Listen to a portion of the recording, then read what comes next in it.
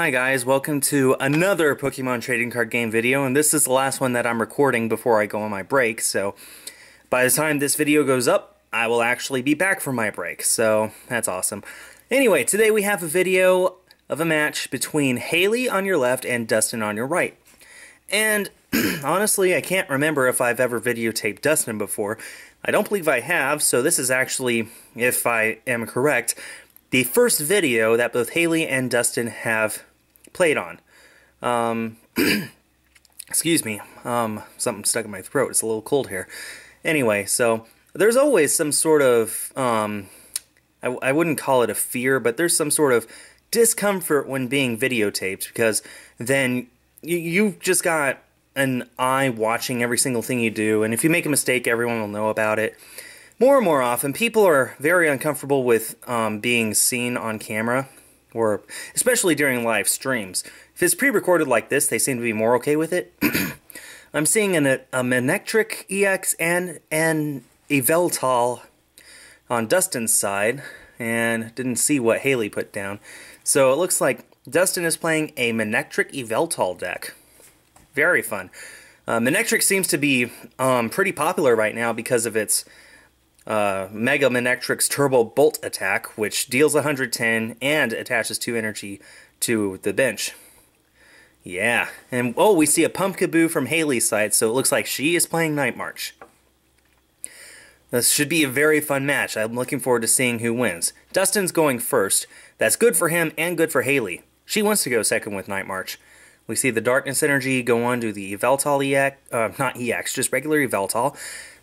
Anyway, so yeah, more and more often during live streaming, people are very uncomfortable with being recorded. But that being said, live streams don't happen too much anymore except at official tournaments.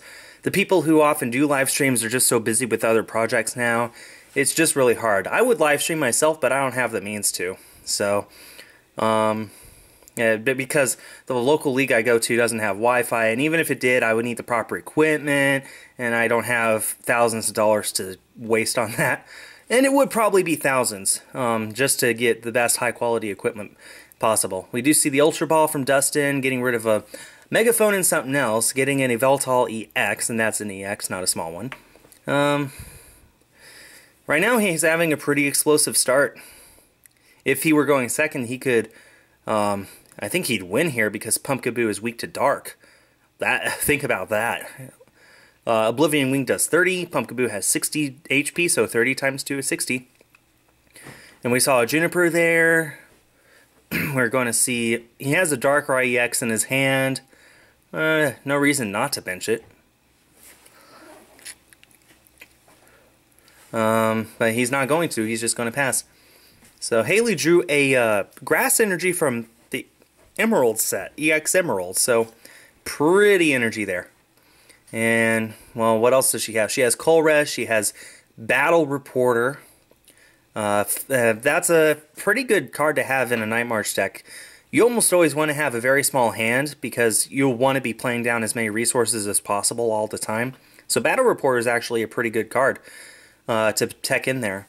It's not the most consistent, like, say, that Professor Sycamore she just played, but it can be handy. I personally think that it works best in Yveltal decks where you item lock your opponent, they get so many cards in their hand, and then you just play Battle Reporter and get up to that many in your hand too.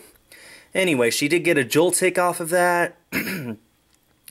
If she discarded a Lampent, that would have been great. It looks like there's a Gourgeist in her hand. Unfortunately, she cannot evolve into Gourgeist right now, so she cannot get into Gorgantic is its ability. When there's a Grass Energy attached to it, it has 200 HP. And once again, unfortunately, Pumpkaboo is weak to Dark, so she was unable to really do anything there. This is a two-edged sword. This Pumpkaboo gets knocked out. One, it gives Dustin a prize, but two, it puts a Night March Pokemon in the discard pile for Haley. So, we'll just have to see what happens. Dustin's playing a Skyla here. No idea what he should get. He's going to get the Ultra Ball, actually. He's going to discard... he already benched that Darkrai earlier this turn, so he's going to discard an Enhanced Hammer and another Yveltal. And he can really get about anything. He could get a Mega Manectric even. Looks like he's just going to get the Seismitoad, though. Getting an item lock on Night March is huge, because Night March relies on all sorts of items. Ultra Ball, it heavily relies on Battle Compressor. If you can take away your opponent's ability to play Battle Compressor, you probably automatically win the game. He's going to Bicycle for 2. It didn't look like he really got anything he needed there. He could Oblivion Wing here for knockout. And that's exactly what he did. He's unable to put a Darkness Energy from his discard pile onto one of his Pokemon because there are no Darkness Energy in the discard pile. That being said, he is really in a good position. All he needs to do is Oblivion Wing one more time and this Joltik gets knocked out, unless Haley can bench something else. And she's going to play another Professor Sycamore here. That's 2 already in 2 turns. That's a lot of cards that she's gone through. And so far, we've only seen those 2 Pokemon and the Gorgeist. We see a Golett go down. Interesting. Maybe she plays a Golurk with Devolution Punch, maybe? That would be extremely interesting. We do see the Sigilyph as well. However, Sigilyph only blocks attacks from EXs. There's still that small Yveltal that can attack it, and after 3 Oblivion Wings, it can get knocked out. Right now, things are just not going very well for Haley. She didn't get the cards she needed. Well, she did put down that Mystery Energy on the Sigilyph. She's probably just going to let this Joltik die, even though Dustin gets another prize. She does have another Pokemon with Night March in the discard pile, and it looks like she's explaining what Mystery Energy does. I believe it gives your Psychic Pokemon 2 colorless less in their retreat cost. It might just be 1, but I'm pretty sure it's 2. So that Sigilyph basically has free retreat as long as that energy is attached. However, we did see an enhanced hammer from Dustin earlier this game when he discarded one with Ultra Ball. So if he can get another one, get rid of that Mystery Energy, not only is an energy gone, but the free retreat is gone as well, which can be huge. He's going to attach another Darkness Energy to that mini Yveltal and a Muscle Band. Really no need to play that right now. The Joltik only has 30 HP. And it's not resistant to darkness or anything. So, we're going to see a Professor Juniper. I don't know what he's really looking for here. He did play the Muscle Band, I realize. I know he played it because he just didn't want to discard it. Going to see the Manectric Spirit Link and the free Mega Evolution into Mega Manectric. Something that we would never have seen before this set. So, he was able to Mega Evolve, and now he'll be able to attack in the same turn. And it's awesome that he got the Manectric Spirit Link and the Mega Manectric off of that Juniper. I mean, it's not too uncommon, but it's still really nice just to get both of them off of your 7 cards. So, he's probably just going to Oblivion Wing here for knockout. Exactly, and he's going to get a Darkness Energy into play. Nope, he doesn't have any in his discard pile. After getting rid of so many cards through discarding them from his hand, he still hasn't gotten a single Darkness Energy in there. Very unfortunate, but sometimes that's just the way it works. We are going to see a Grass Energy go on that Sigilyph. 1 more energy and it'll be able to use its attack. Oh, and the Dimension Valley is in place, so she can actually use it right now. I completely forgot about the Dimension Valley. So we're going to see its attack. I completely forgot what it is, but it does 70 damage. So now, not only does Dustin need to knock out this Sigilyph with a basic, but it looks like he's not able to even do it this turn. Wait, there's another Darkness Energy. No, you know what he is. I forgot what Yveltal's second... Is it Darkness Blade? Yveltal's second attack does 100 damage, which is enough to knock out that Sigilyph. So she was able to deal 70 damage, but it just got knocked out by that Darkness Blade. Pretty sure it's called Darkness Blade. So we're going to see that, and then you got to flip a coin. If tails, you cannot... I think you can't attack your next turn, but he flipped heads, so it didn't matter.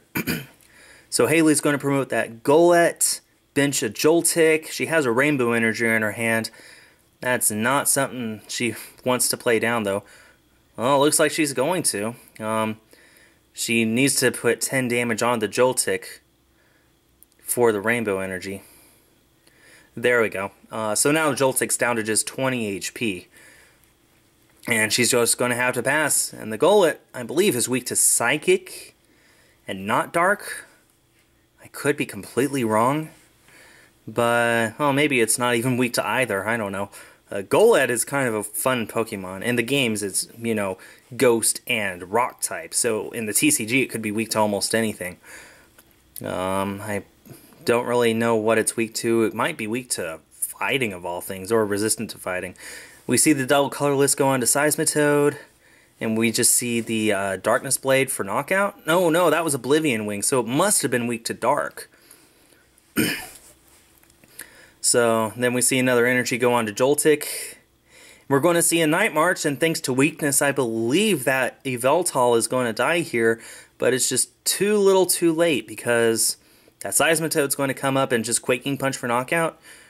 Or you could put up that Yveltal EX and put another Darkness energy on it. In any case, that is a Night March for 80 damage. They forgot to factor in weakness. There we go. So Haley did get a prize out of this, but it's just too late. Dustin's going to be able to bring up a Seismitoad and knock that thing out, and voila. So, yeah, that's exactly what he did. Put up the Seismitoad and Quaking Punch for game.